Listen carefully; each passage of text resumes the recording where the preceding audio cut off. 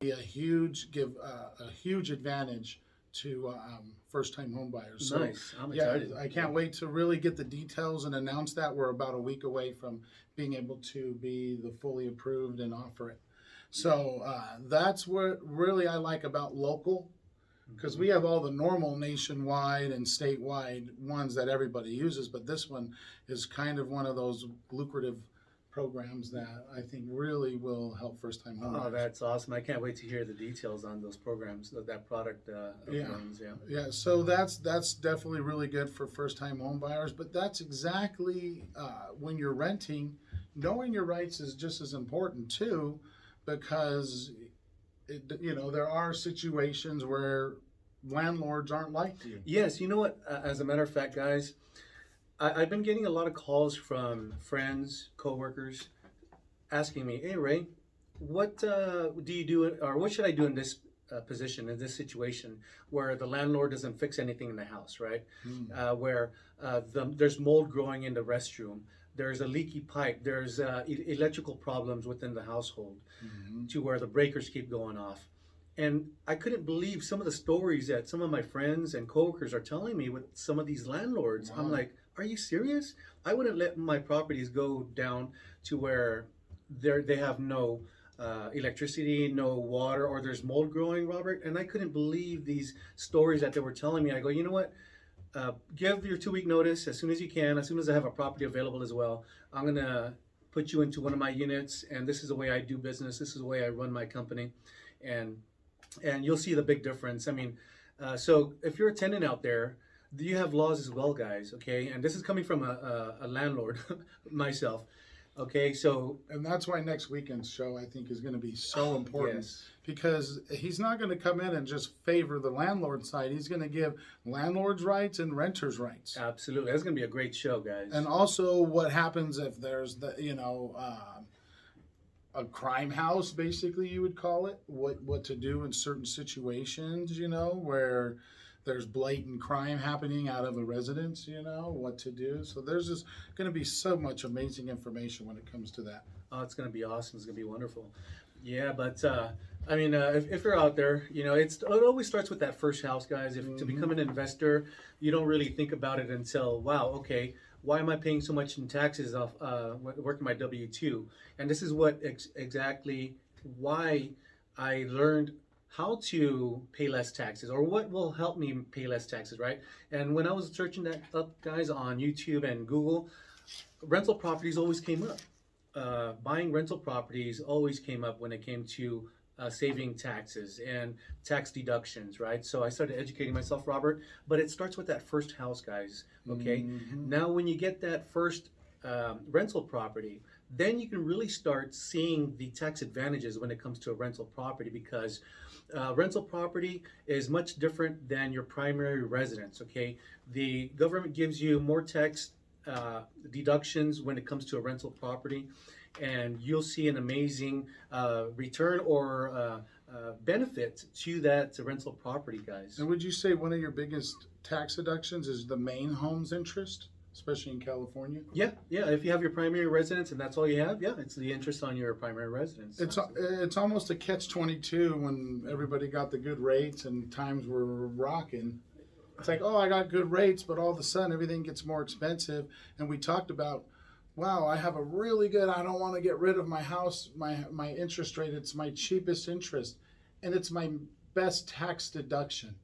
Oh, but I have these car payments and these credit card payments. This is for homeowners out there right now.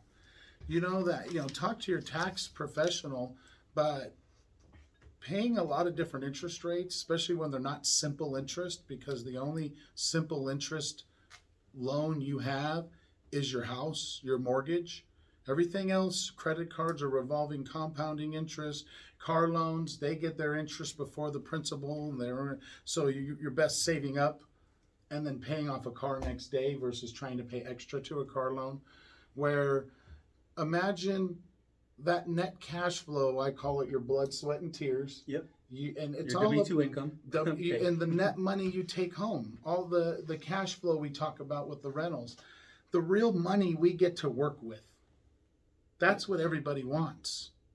So if you're spread out and it's getting more expensive, especially in California, and you're a homeowner, kind of like how Raymond took the next step. He wanted, oh, I want to buy a rental. I afford everything really great. Why do I have to refinance these to buy this rental? Yep, that was my question. That was my To Robert. question. And why would I have this much in cost and my loan amounts and all this? You have to ask those Why questions. would I do that? Because at that time, and rates weren't the greatest. No.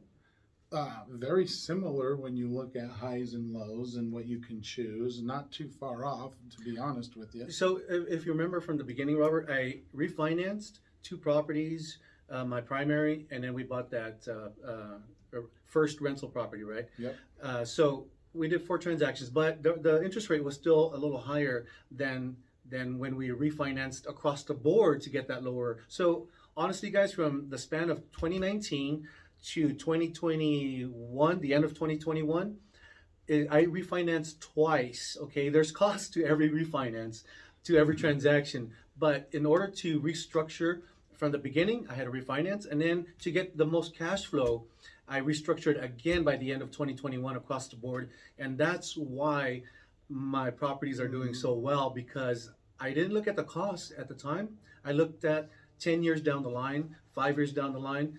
How am I going to be cash flowing, and how am I going to be structured to purchase the next properties at that point? And his foundation with the 3 qualifying factors, then we get into the advanced teaching on I mean, a lot of people remember what happened in '08 in the crash. The laws changed across the board in the mortgage business. We had to go under new licensing. Yeah. The anti-steering rule came out where we can't have any financial interest in the rate or fees charged on a home loan. The second part to that is the borrower has to choose the right rate. So a very important question, whether you're a first-time home buyer or buying an investment property, is what's your short and long-term plans? Absolutely. And you guys have the choice what to pay every month, okay? And depending on what you're trying to accomplish within the next 5 to 10 years, then that cost really makes a difference monthly. Correct. Because again, long-term, we talk about what's short-term. Well, somebody who wants to buy a house and really is moving within 3 years, I think, is short-term. Anything after 3 years, we would consider more of a long-term investment situation. Yeah. Because or 5 years or more. And it makes a difference when, again, we talk about cash flow. What's the loan amounts doing? Letting the loan amounts, all right, designing and structuring everything right so that we get the most money. Like when I'm talking to homeowners out there who, yeah, you may have a really great interest rate and paying very little interest on your home loan, but you're a W-2 worker, your best tax write-off, and now when you look at everything's itemized out, you're not only managing multiple debts and bills per month, but comparing all the minimum payments and the total interest you're paying is way more, trust me, than current mortgage rates, and you don't get to write off most of it. Yep. So he's talking about everything you owe, all the debts you have, which is your car payment, your credit card debts. If you add all that up, including your mortgage, that's a high monthly payment. Now, you're reluctant to refinance your low interest rate on your mortgage on your home, right? Because interest rates are low. But imagine if you can refinance right now, regardless of what the rate is at this time, and eliminate all the debt you have so that your monthly payment is a little higher on your home, but you have no more car payment, which could be $600 to $1,100. You have no more credit card payments, which can add up to $500 a month on 3 credit cards by themselves. So that alone right there would add up to close to $2,000 a month, right? Exactly. And I'm going to be the first. If it doesn't make sense, it doesn't make sense. Of course. If there's not a nice monthly savings, when you add up all your minimum payments and it adds up to $3,000, $4,000, $5,000, and you compare it to a one payment at $2,000, that's when you're going to have to do some serious thinking. Like, oh wow, if I did this, I free up my blood, sweat, and tears, that net monthly income. Now you have to be disciplined. Absolutely. Now, but when we look at the new payment for 30 years, it's cheaper than what you would pay for all your stuff for whatever time frame's left. We're not even factoring in the monthly savings for how long. So usually it's over $100,000